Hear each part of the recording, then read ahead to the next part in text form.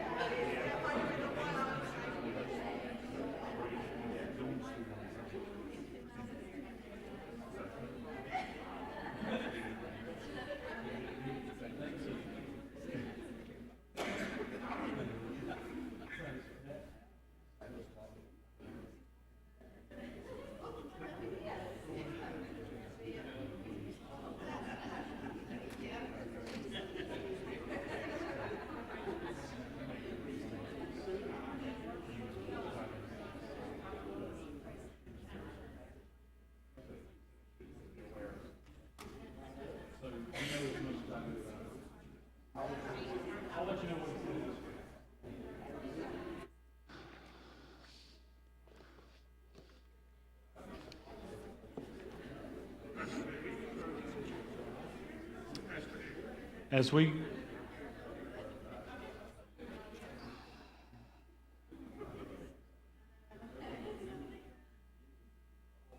yeah, I will.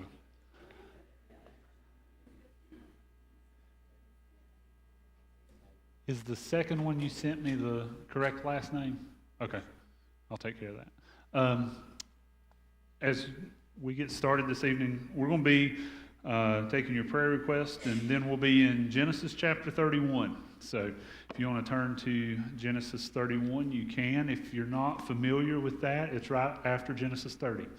And hopefully you made it to Genesis 30 last time. It's just, basically one page over from there. We're going to take your prayer concerns, though, tonight.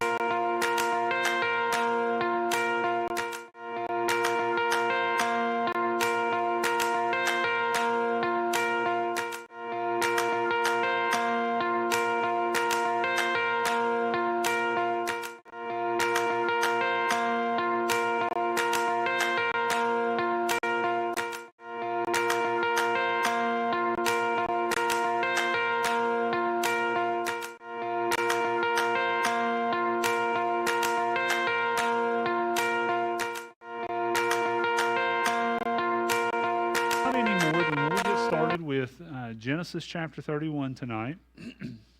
And we are looking tonight at Jacob running or fleeing from Laban. And to just sort of keep us on track with our timeline of events, from last week's study in Genesis chapter 30, there has been no time elapsed since the end of 30 to the beginning of 31. You know, that's the thing, you know, I hope that you picked up on that this morning as we've been talking through the timeline of Genesis. This morning, you know, I mentioned that, you know, between verse 11 and verse 12 of Matthew chapter 4, one whole year passes and Matthew doesn't even address it. And so for us, we have to make sure that we understand that, you know, the Bible is great information for us. It's, you know, it's great, you know, way to live our life, and, you know, the Lord uses it to speak to us, but we can't take it as a linear reading and just assume that the next thing that we read is always going to happen chronologically. And so we'll talk more about that as we get into the timeline of the Bible after this series. And so, but no time has passed between chapter 30 and chapter 31. You see the ages there on the screen. Primarily for us, you know, we're talking about Jacob, Laban, Leah, and Rachel, which, you know, you see their ages there. Jacob's 97, and the girls are most likely... girls, they're almost my age. They're 42 there, but they are, Leah and Rachel are 42. And so the time in our history, if you want to call it that, would be about 1689 BC. That's when these events are happening that we're reading about right now. And so we're going to look at verses 1 through 16 to begin with tonight. And this is where God sends Jacob back to Canaan. Not that Jacob asked to go to Canaan, but God says, okay, it's time to go. So look at verses 1 through 16 with me. It says, Jacob heard that Laban's sons were saying, Jacob has taken everything our father owned and has gained all this wealth from what belonged to our father. And Jacob noticed that Laban's attitude toward him was not what it had been. Then the Lord said to Jacob, go back to the land of your fathers and to your relatives, and I will be with you. So Jacob sent word to Rachel and Leah to come out to the fields where his flocks were. He said to them, I see that your father's attitude toward me is not what it was before, but the God of my father has been with me. You know that I've worked for your father with all my strength, yet your father has cheated me by changing my wages 10 times. However, God has not allowed him to harm me. If he said, the speckled ones will be your wages, then all the flocks gave birth to speckled young. And if he said, the streaked ones will be your wages, then all the flocks bore streaked young. So God has taken away your father's livestock and has given them to me. In breeding season, I once had a dream in which I looked up and saw that the male goats mating the flock were streaked, speckled, or spotted. The angel of God said to me in the dream, Jacob. I answered, here I am. And he said, look up and see that all the male goats mating with the flock are streaked, speckled, or spotted. For I have seen all that Laban has been doing to you. I am the God of Bethel, where you anointed a pillar and where you made a vow to me. Now leave this land at once and go back to your native land. Then Rachel and Leah replied, do we still have any share in the inheritance of our father's estate? Does he not regard us as foreigners? Not only has he sold us, but he has used up what was paid for us. Surely all the wealth that God took away from our father belongs to us and our children. So do whatever God has told you. So remember, where we find ourselves is Jacob is 6 years into serving Laban for the livestock that Laban agreed to pay him with. And so, you know, Jacob had finished his 7 years, and then the next 7 years for Rachel. And he said, now, you know, basically, I need to be paid. And so Laban agreed to pay him in livestock to keep him there because Laban saw that God was blessing his own flocks because of Jacob. And so after about 6 years of trying to work for his own herds, his own flocks, Jacob started noticing that his brother-in-laws were grumbling about his success. They weren't happy with the fact that he was being successful, and they basically saw it as Jacob had stolen from their father his wealth. Because in those days, livestock and animals were considered your bank account. So, to put it simply for us. And so for him to have shifted Laban's herds and flocks into his own bank account, so to speak, because of the quality of the animals that he had, because of the genetics and the breeding system he had put in place, we see that even though God had prospered him, it was in fact not due to one of Jacob's deceptions. The fact that he had received all of this wealth was because of God prospering him and God's blessings, and not for once Jacob's not being deceitful. He's doing what God had told him to do, even showing him in a dream which animals to do or to breed. And so even Laban's attitude, along with his son's attitude, had changed towards Jacob. And this was most likely because he saw that God was now blessing Jacob and not him. And so, Laban, so his father-in-law is upset with him. His brothers-in-law are upset with him. And so God spoke to Jacob, and this time he didn't do it through a dream. We're not told exactly how this worked, but God spoke to him and told him, first off, it was talking to him in a dream about the breeding and stuff, but here God is telling him that it's time for him to go back to his family, time to go back to Canaan. And so Jacob calls Rachel and Leah out to the fields where he's keeping the livestock, and he finally takes the reins of his family. That's what we see in this moment, is that he finally steps up and is the leader of his family like he should have been all along. And so he tells them that, it's time for them to head back to Canaan. And, Jacob must have thought that his wives were not going to go for it. That, this was their family land. This is where they were accustomed to. And so he goes to selling pretty hard his wives on, we really need to go because God told us we needed to go, and your dad's done that, and all of this. And so he's making his sales pitch to his wives as to why they needed to leave and go back to Canaan. And, we get the impression here, he mentions it here and he'll mention it again later, but Laban had changed his wages on him in those 6 years. He says 10 times. It may have been twice or 3 times, but it may have been 20 times, not knowing, what Laban did. But he changed it so often. And so God spoke to him through this dream and, told him, gave him, the go-ahead for him to leave Haran and head back to Canaan. And so the interesting thing is we find out pretty quickly that Jacob didn't have to do much selling to his wives on the fact that they needed to go to Canaan. They were on board when he said, I think we need to go to Canaan. God's telling us to go to Canaan. They're like, okay, let's go. Let's pack up the camels and let's hit the road. They probably they obviously were fed up with their father at this point. They felt ostracized, for them to feel like foreigners. That's pretty bad, for them to feel like foreigners in their own family. So they're ostracized by him. And they also saw that Laban had squandered their dowries, that Jacob had basically, the 7 years that Jacob worked for each of them, so to speak. For 14 years, Jacob brought a lot into the family for them, and he had squandered it. And so they were good with Jacob doing whatever God told him to do. And so they were good with Jacob stepping up and being the spiritual leader of their family and doing what needed to be done by following God's direction for them. And so we look at verses 17 through 25, and this is where we see them actually fleeing. They're actually leaving Haran, heading back to Canaan. And so look at verse 17. It says, Then Jacob put his children and his wives on camels, and he drove all his livestock ahead of him, along with all the goods he had accumulated in Paddan Aram, to go to his father Isaac in the land of Canaan. When Laban had gone to shear his sheep, Rachel stole her father's household gods. Moreover, Jacob deceived Laban the Aramean by not telling him he was running away.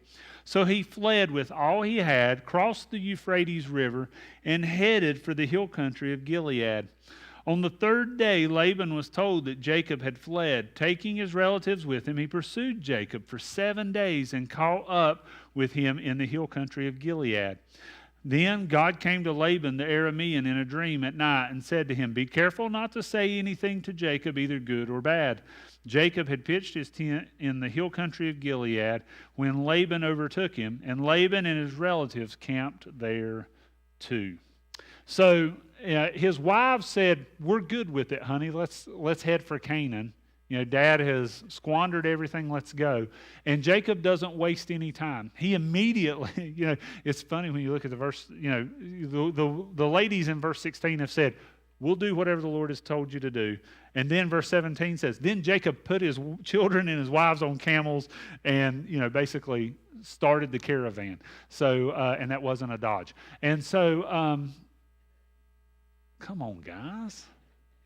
I know I moved past that one a little quick, but nevertheless, he gets the group headed for south to Canaan immediately. He doesn't waste time. They don't talk about it some more.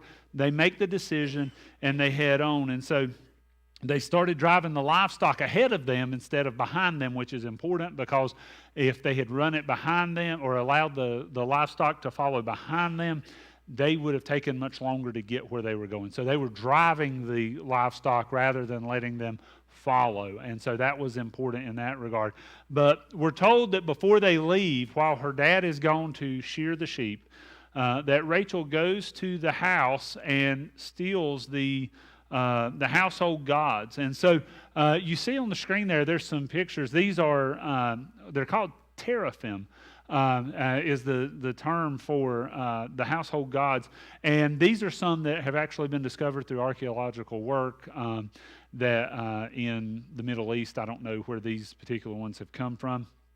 But the thing about the household gods that people kept like this, excuse me. The thing about it is these gods were used by the ancient people like Laban for divination and for ancestor worship.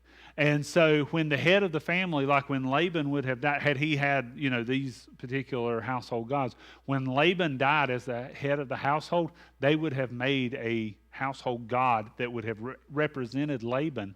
And as part of their ancestor worship, he would have been worshipped, or that idol, that god would have been worshipped as well. And so they would create a new teraphim every time one of the heads of household died, and that person would go into the group of gods. And so for them, it wasn't just, little idols that they had made and stuck up on the shelf. For them, that embodied their ancestor. And so we start to see why in a little bit Laban is so distraught over the fact that his household gods have gone missing. And so to Laban, Rachel stole his ancestors, but she also stole his only way of divining the future or divining the unknown, trying to get some direction. And so for him, he's completely lost without those things. So we probably, though, wouldn't agree with Moses when he wrote that Jacob deceived Laban by running away with his family, which is what we see here, without telling Laban. But the term that he uses here, when he talks about how Laban is deceived by Jacob just leaving, taking his family and running away, it can be translated as Jacob stole the heart of Laban, and meaning taking away a person's ability to discern or act appropriately.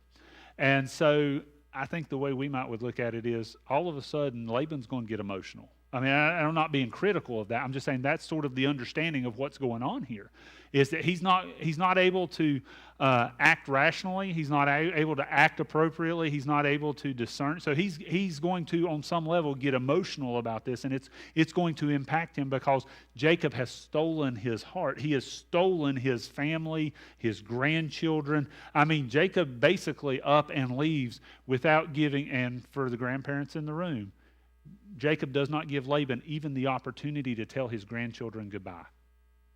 Not just his daughters, but his grandchildren are just gone. And they had been a part of their family for going on as much as 13 years. So Reuben was probably around a teenager at this point. Can you imagine all of a sudden, out of the, you go to work and then you come home and you don't know it because of the circumstances, but 3 days are gone and your family's been gone and you didn't even get to say goodbye to them. And that's what he did. And so for Laban, it did steal his heart to some degree. And so, that's what happened. I mean, and so Jacob really did bring, this situation to bear on Laban like that. And so we read that Jacob crossed the Euphrates River and he headed south for home. And so he headed first for the hill country of Gilead, which you see on the map there. Later, the name is going to be given to the place as Gilead, not Gilead, but Gilead, and later Mitzpah. But they left Haran up in Padan Aram, crossed the Euphrates, and came down. And they made that journey in 10 days. So he had been gone 3 days. Then Laban finds out about it and takes another 7 days to cover the same amount of ground that Jacob did in 10 days. So first off, Jacob's going slow because he's got a 4-cylinder caravan. Yeah, that was a good one. Y'all caught on to that one.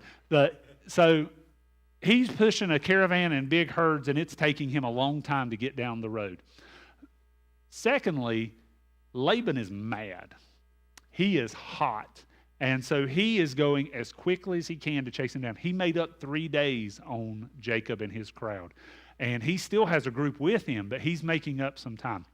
So Laban, it's a week before Laban's able to catch up with him. But the hill country of Gilead that you see there is roughly 360 miles from Haran. And if Jacob travels 36 miles a day roughly, you're looking at it being a 10-day journey for him to get there. The normal travel of the day, now think about this, he's traveled about 36 miles a day. The normal travel when just walking on foot is no more than 20 to 25 miles per day. But a camel can travel as much as about 40 miles a day fully loaded. And so what that means is they were booking it for a big crowd with a lot of animals and camels and all that sort of stuff. I would say that this is the first example in the Bible of a man's trip where you didn't stop for the bathroom, you didn't stop for snacks or gas or anything, you just kept going. And because if a camel can cover 40 miles a day and he's making 36 pushing animals ahead of him, he's not stopping for nothing. And that's what we see here, is that he's really moving along. And so God warned Laban, though, and we get from what we're going to read in the next little bit, Laban catches up to them, or they're within sight of Laban. They stop for the night, and Laban and his group camps, and Laban has a dream where God threatens or warns Laban not to say anything good or bad. Why would God not want him to say something good to Jacob? It may have been that God didn't want him to say anything good to try and, coax him back into coming back home, because that wasn't where he needed to be. We don't know. But God said, don't say anything good or bad to Jacob. Mind your P's and Q's, so to speak. And so Jacob had made it to Gilead. He had made it to the hill country of Gilead. And that region of the world, basically right around this area like that sort of horseshoe shape, is the northwestern corner of the country of Jordan today. That is the Sea of Galilee that you see right there. That's the Dead Sea, but that's the Sea of Galilee right there. And it is just across the border from what is considered the hill country of Gilead. And so so we see that they catch up, to Jacob and his large crowd. And so in verses 26 through 32, we read about Laban confronting Jacob.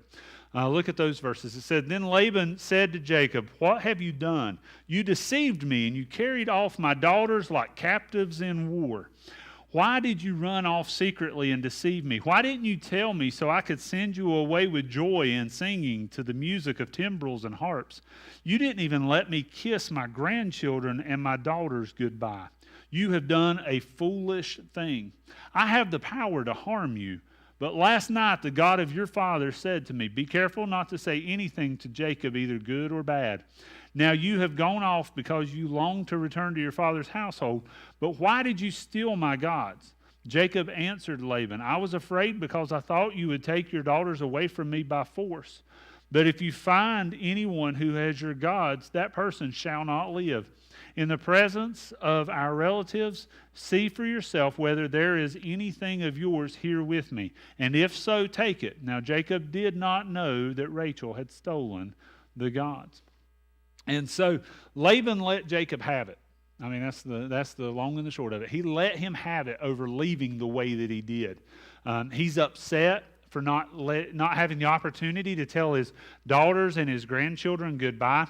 And according to their customs, the way that he handled this, Laban was wronged by it and had the opportunity to actually bring harm to Jacob because of the way that he had done this, but told him he couldn't do that because of God's warning. So he wasn't going to do it, but he had the opportunity, and he was probably in those 7 days riding from Haran down towards Gilead.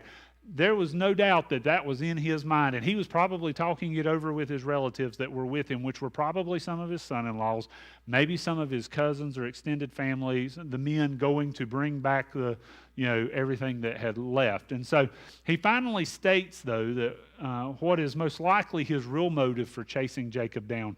He was the deceiver. He wasn't really, he didn't like the way Jacob handled leaving with the children and the daughters and the grandchildren.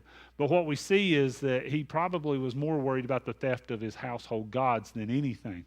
And so Jacob's response to Laban's tongue lashing was to explain why he thought or how he thought Laban would have taken the daughters by force and not allowed him to leave.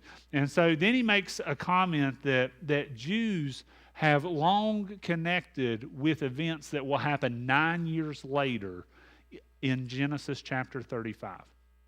Because Jacob said, but if you find anyone who has your gods, that person shall not live. And some of the things that I've read leading up to this, and even studying for this message tonight, some connect the theft of the household gods and Jacob's comment here with the relatively young death of Rachel at 51 when she is giving birth to Benjamin and dies in chapter 35. If I ruined the story for you, I apologize. Read ahead and catch up. But this is what happens, and so there is a connection that Jews have made for a really long time, that Jacob, unbeknownst to him, his beloved Rachel, the one that he preferred and all of this, has stolen the household gods. He doesn't know it, and he flippantly says this person will not live. And although it's 9 years, and they make that connection that because he said this, she does end up dying in childbirth. They make that connection. But Jacob didn't know that she had stole those, and so Laban goes to search through everything. So look at verses 33 through 35. This is where we see how he searches for everything. It says, so Laban went into Jacob's tent and into Leah's tent and into the tent of the two female servants, but he found nothing. After he came out of Leah's tent, he entered Rachel's tent. Now Rachel had taken the household gods and put them inside her camel's saddle and was sitting on them. Laban searched through everything in the tent but found nothing. Rachel said to her father, don't be angry, my lord, that I cannot stand up in your presence. I'm having my period. So he searched but could not find the household gods. And so Laban goes through, and I think it's interesting, they rattled off every tent that he went through, that he looked through Jacob's tent, he looked through Leah's tent, through Bilhah's and Zilpah's, and didn't find the gods anywhere. And so, of course, the last one he looks in is whose tent? It's going to be Rachel's, right? And so Rachel sat on her saddle that had the gods in them and told him she couldn't stand up. And so we see right here that Rachel is fitting in real nicely with Jacob because she doesn't mind to lie bold-faced to her dad. Right there, and she's learned the deceiving game from her dad and from her husband. And so she didn't mind one bit being dishonest and deceiving and lying to her father right here. And what we find is that Laban never found the household gods. He never found them because they were in the saddle that she was sitting on, and she said she couldn't get up.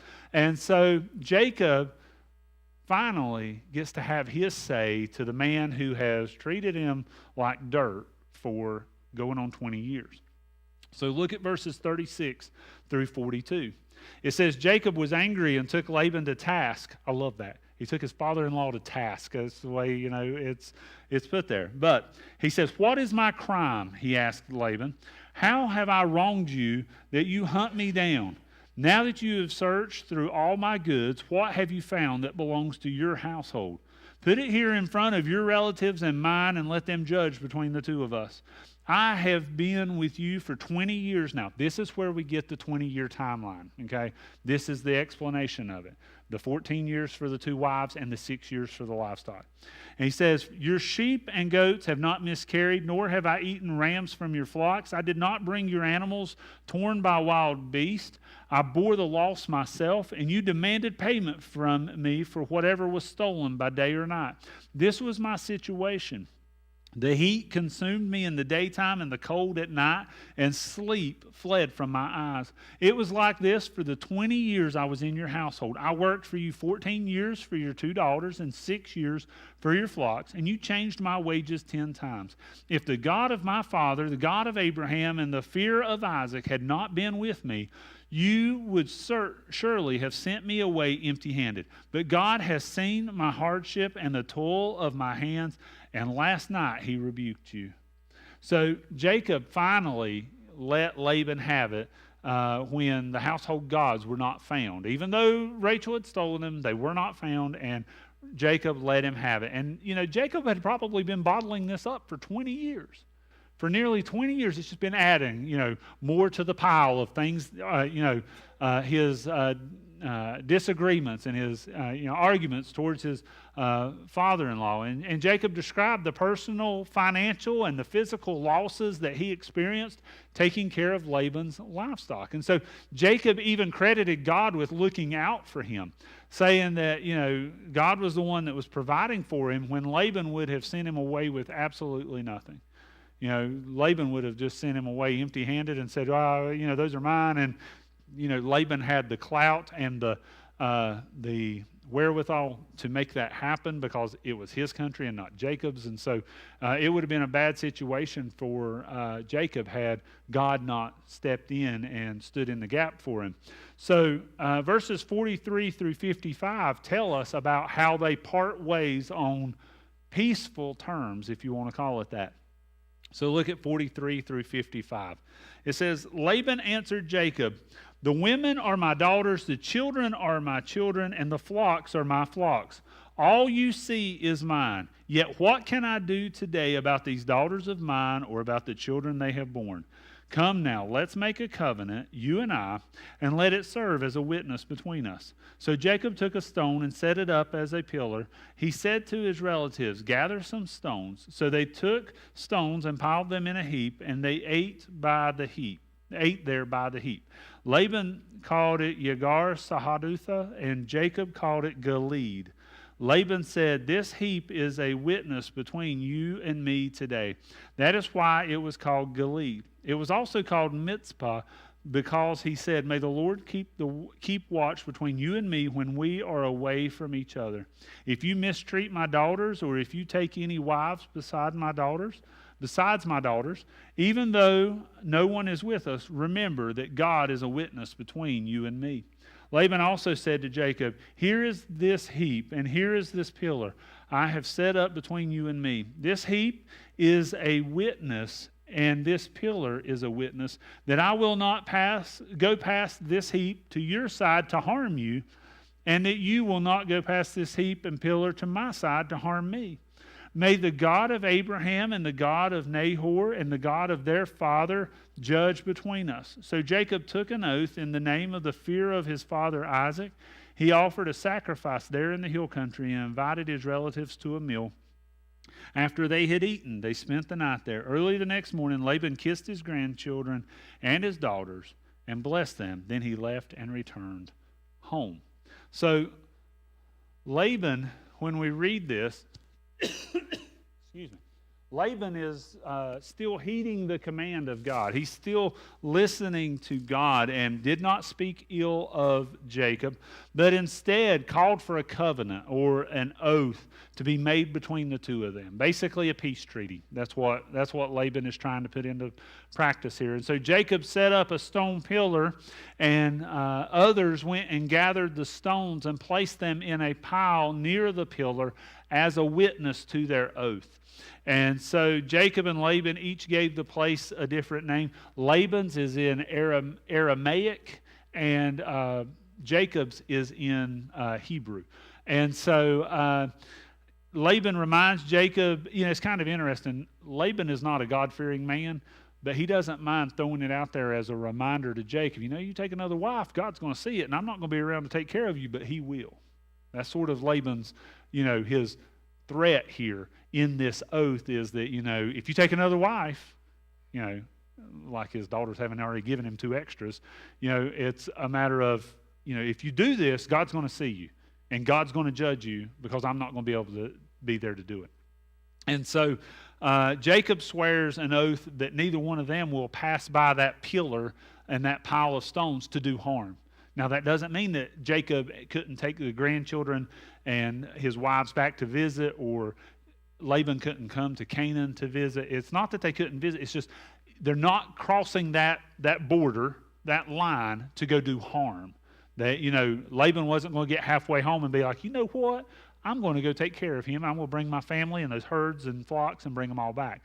So this was an agreement between them, a peace treaty, if you want to call it that. And so they offered a sacrifice and they shared a meal. And the next day, Laban got to say his goodbyes. He got to kiss the grandchildren and his daughters goodbye. And then he left and went home for Haran. And as we'll see, Jacob continued to go on home towards Canaan. And so with that being the end of our Scripture, we get to look at the lesson that we learn here in this part of Genesis. And what we learn here, as you see there on the screen, is that God stands in the gap for us. And that's the thing that ought to be a great comfort to us, is that God is the one standing in the gap for us. Because twice in chapter 31, this man Jacob, who has not been the most religious person or the most spiritual person that we've ever met in the Scriptures, he does credit God with protecting him from Laban's potential harm. In verse 7, when speaking to Leah and Rachel about leaving, he said, "Yet your father has cheated me by changing my wages 10 times. However, God has not allowed him to harm me." So he's giving God the credit for Laban not being able to harm him. But then, in verse 42, when Jacob gave Laban a piece of his mind, he said, "If the God of my father, the God of Abraham, and the fear of Isaac had not been with me, you would surely have sent me away empty-handed. But God has seen my hardship and the toils of my hands, and last night he rebuked you." So we see that Jacob twice is giving credit to God for standing in the gap between him and Laban and protecting Jacob and all that Jacob had. And so despite Jacob not being the most religious or spiritual person in the family, especially, essentially since leaving Bethel, he has had his moments, though, of great faith. There's been times where he's had those, but it seems to be few and far between. And in this 10-day span between him talking to his wives and loading up everything and leaving, to his discussion with Leah and Rachel, to his discussion with Laban when Laban is letting him have it, we see he has made a deeply spiritual realization, because he understood that the only way he was prosperous with the livestock and the only way his father-in-law had not taken it all away from him was because God had stood in the gap for him, that God had stepped up and been his protector, that God had taken care of him in that time. And so God had a plan, and God had a will for Jacob's life, and the only way to safeguard that plan and that will was for God to stand in the gap and to protect that plan, to protect his will, and ultimately for him to protect Jacob. And so when it comes to you and I, God has a plan and a will for our life too. And we may not be the father or the mother of a huge nation like we see with Jacob, but God's plan and his will for us are just as important. They're just as important. And so for God's plan and for his will to be accomplished, God will at times stand in the gap for us. He'll stand there and help to protect us from the things going on. And sometimes it will be because of some outside force that is bringing to bear on our situation, and it would disrupt his plan. And so what is God going to do? He's going to step up into the gap, and he's going to protect his plan for our life from being disrupted because of whatever this thing is that's coming to bear on us. And at other times, he may stand in the gap to save us from ourselves. Because if he steps, there's plenty of times where we need to be rescued from ourselves because we do things that are only going to harm or hurt his plan. And so he does that so that his plan and his will be accomplished. And when I was preparing for tonight, when I got to this part of putting my notes together, the thing that came to mind for me is something that I saw in my own life where God sort of stepped into the gap in my life and stood in the gap between me and something that would have drastically changed my opportunities to be a pastor, to be a father, to be a husband. And I thought about that and how God did that, because when I was about 15 years old, I spent the night with one of my cousins, and she ended up passing away that night when I was with her. She'd gotten HIV from a blood transfusion at a hospital after a car accident, and we knew she was sick, but there was no idea. We had no idea that she would pass away. She was 25 when that happened. But after Ginger passed away, I felt tremendous guilt. I felt a lot of guilt because I felt like it was my fault that she died, because she died in her sleep, and I didn't know it. Her husband came in from fishing and woke me up and said, "How long's Ginger been asleep?" And it was, we called EMS, and it was she was gone. And I felt tremendous guilt as a 15-year-old that it was my fault that she had died. And so I felt like I'd let him down, I'd let my family down, I'd let her down, and all of this. And nobody ever put pressure on me about it. But that was, as a teenager, trying to internalize and understand what has gone on. That was my understanding. And there was a point in my life when I was I know I was 16, because Misty and I started dating when we were right before I turned 17. So sometime when I was 16, the guilt and the shame and the pain had gotten so much that I was sitting in my bedroom one night with my 20-gauge shotgun in my mouth, ready to commit suicide. And it's because I was hurt so bad by this that I felt like I had let everybody down. I felt like I had hurt, our family, and I just, and that was the last thing that I'd wanted to do. But I felt so much guilt and so much shame over it that I was just like, the only answer is for me to take my own life. And I look back on that, and I will tell you that and I'm not trying to be graphic, but I did have the gun was cocked. It's not that it misfired, it wasn't anything like that. But the Lord worked in that moment to step into the gap. And he did, because there was no reason why I shouldn't have just went and done it. In my mind at that time, it's not that there was a vision from heaven or anything like that. But God worked in that moment to speak into my life that he had a plan for my life. It's the only way that I know to put it now. And so, I obviously I didn't go through with anything, but I look back on it now as a dad of, kids that are not much older than I was at that age. And I look back on it now and I see that all the things that God has been able to do through my life that would have drastically changed the direction of so many things, because if he had not stepped into the gap. I'd have never met Misty. We would have never had our boys. I would have never went into ministry and been in ministry for 20 years nearly now. And so when we think about this isn't some arbitrary, oh yeah, Pastor, that's a good thought. The Lord's going to stand in the gap. No, the Lord does that.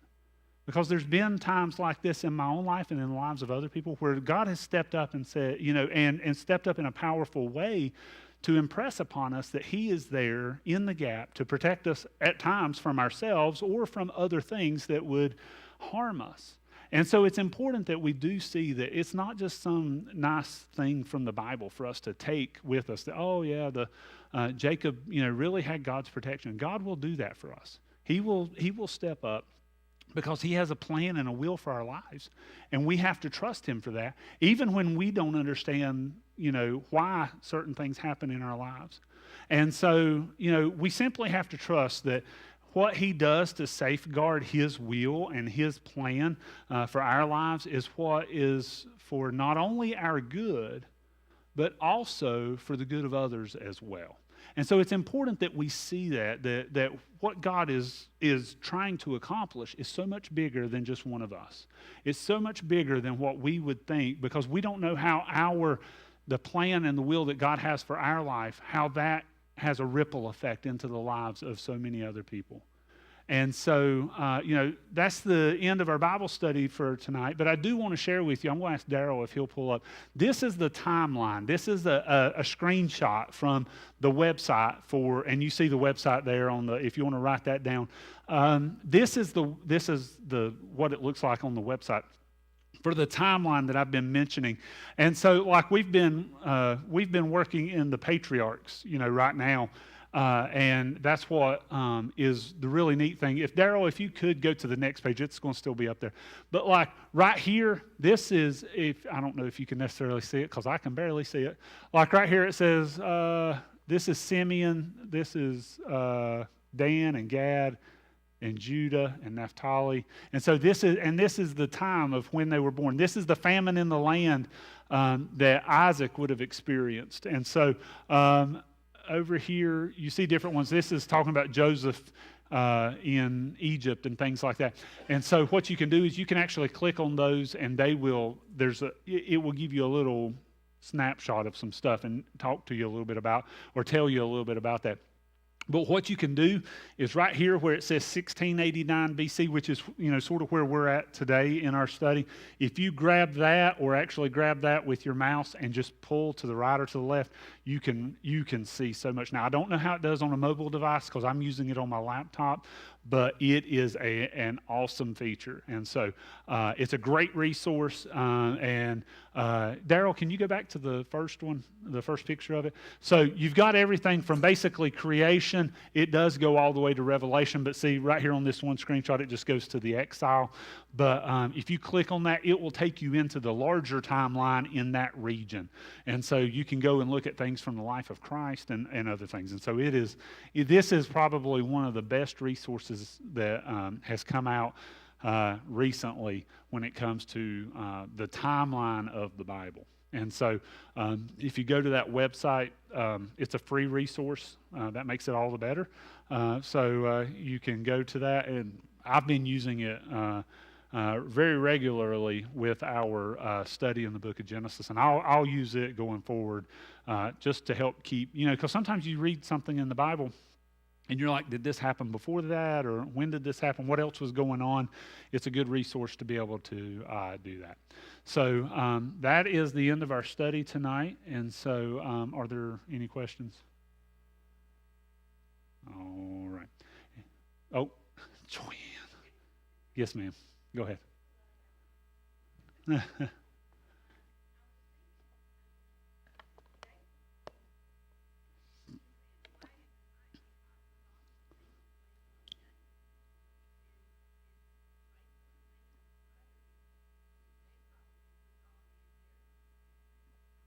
They probably would have to some degree.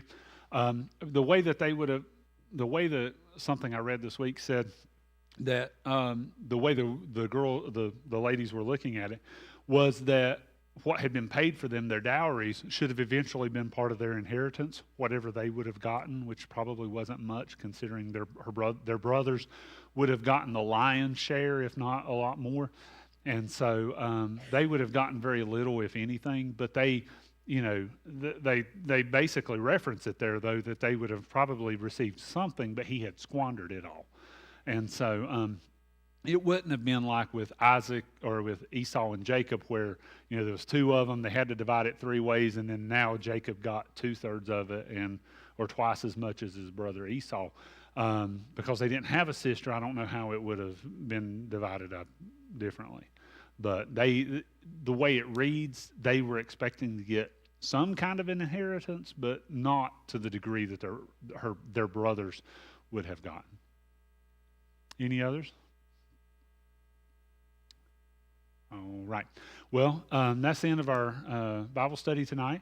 And so, just a reminder, Wednesday night we'll be in Ephesians chapter 2 as we continue working through Ephesians. And then next Sunday morning we will continue in our study of the gospel, or our walk through the Gospels the gospel in the Gospels. And so I hope that you'll be here for all of those things coming up. And then next Sunday night we'll be in chapter 32 of Genesis. So I'm going to close this out with a word of prayer. So let's bow and we'll be dismissed. Father, we thank you for today, and we thank you, God, that you have given us an opportunity to come together and to study your word. And Father, thank you for showing us through the life of Jacob that you do stand in the gap for us, that you do protect us, sometimes from ourselves, but sometimes from other things that would keep us from being able to accomplish your plan and your will for our life. So, Father, I pray that as we go forward from here, that we would just take that to heart, and that we would lean on that, and that we would trust in that, and trust in you. And so, Father, I pray as we look forward to Wednesday night and next Sunday as opportunities come together, we pray for your blessings on those times as we study and worship together. And we ask all this in Jesus' name.